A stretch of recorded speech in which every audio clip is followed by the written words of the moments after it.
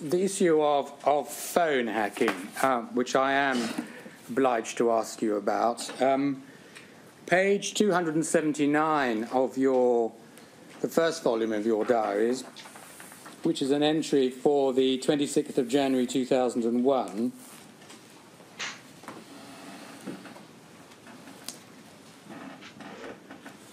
Yeah. Just bear with me 1 minute while I find it.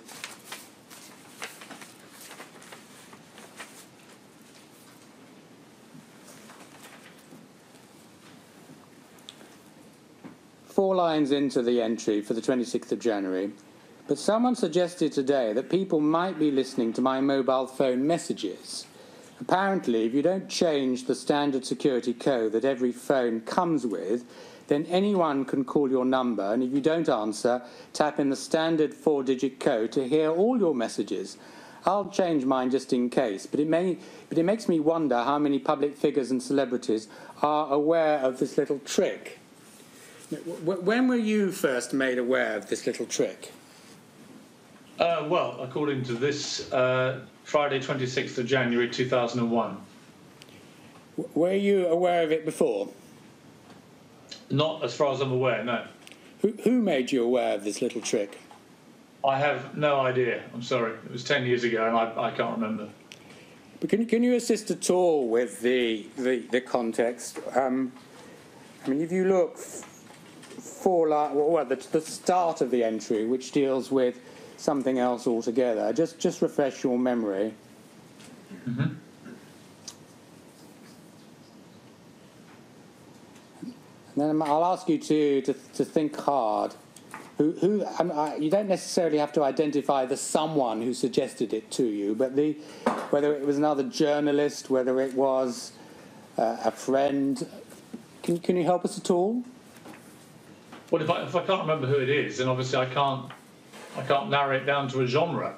Okay. I can't remember. Do you recall an interview in 2007 with the Press Gazette in which you said, and I quote, "As for Clive Goodman, I feel a lot of sympathy for a man who has been the convenient fall guy for an investigative practice that everyone knows was going on at almost every paper in Fleet Street for years." Yes. Now, why did you say that?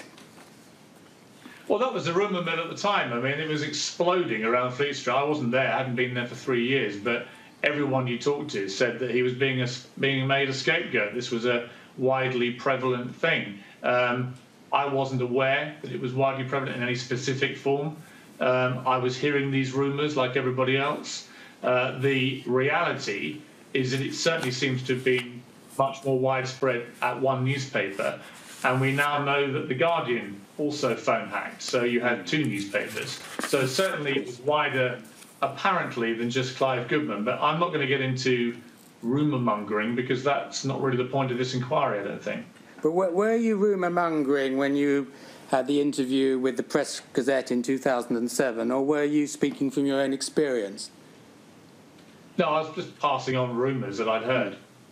Was this a practice which, if we may add a third newspaper to the mix, was taking place within the Daily Mirror before 2004? I do not believe so, no. You don't believe so, or you're sure? I don't believe so.